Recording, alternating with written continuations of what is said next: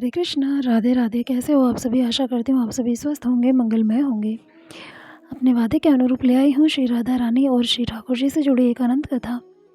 और ये कथा है बरसाना की। तो चलिए कथा शुरू करते हैं, लेकिन उससे पहले आप सभी से हाथ जोड़कर विनम्र निवेदन है कि यदि आप चैनल पर नए हों तो चैनल को सब्सक्राइब कर दीजिएगा, और अगर आपको वीडियो अच्छी लगती है तो वीडियो लाइक ज़रूर कर दीजिएगा। साथ ही कमेंट सेक्शन में ज़रूर बताइएगा कि आपको स्टोरी कैसी लगी। और चलिए कथा करते हैं शुरू। एक बार 3 साधु थे जो बरसाना की ओर जा रहे थे। उनमें से एक साधु जो वृद्ध था वह कहने लगा कि अब मैं यमुना किनारे आसन लगा कर रहूँगा। तुम दोनों जवान हो इसलिए तुम आगे चले जाओ। जब दोनों युवा साधु चलते चलते बरसाना के निकट पहुँचे तो कहने लगे कि अब हम श्री जी के गाँव में पहुँच जाएंगे। एक तरह से हम राधा रानी के मेहमान हुए, इसीलिए हम बरसाना में भिक्षा नहीं मांगेंगे। राधा रानी के मंदिर में आरती के समय जो प्रसाद मिलेगा वह ही खा लेंगे, और अगर कोई भोजन करवा देगा तो कर लेंगे, अन्यथा किसी से मांगेंगे नहीं। दोनों साधुओं ने मजाकिया लहजे में ऐसा कह दिया। मंदिर में पहुंचकर राधा रानी के दर्शन किए, मंदिर में आरती देखी और उत्सव का आनंद लिया। दोनों ने सोचा कि राधा रानी के मेहमान हैं इसलिए भिक्षा तो नहीं मांगेंगे, इसलिए बिना भोजन किए ही सो गए।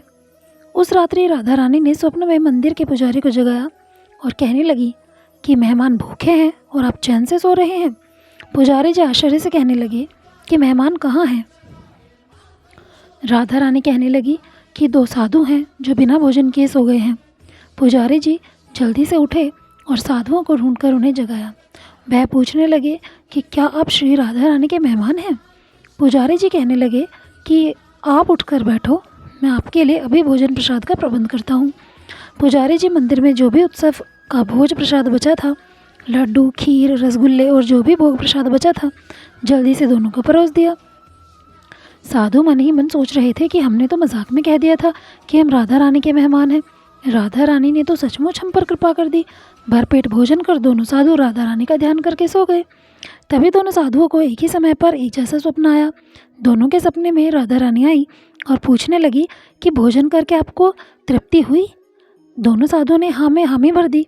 राधा रानी मुस्कुराते हुए कहने लगी कि पुजारी जी ने तुम दोनों का भोजन तो करवा दिया, लेकिन पान के बीड़े का प्रसाद देना ही भूल गए।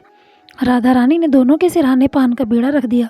स्वप्न के बाद दोनों की आँख खुली तो सचमुच पान का बीड़ा अपने सिरहाने पाकर वे दोनों विस्मित थे।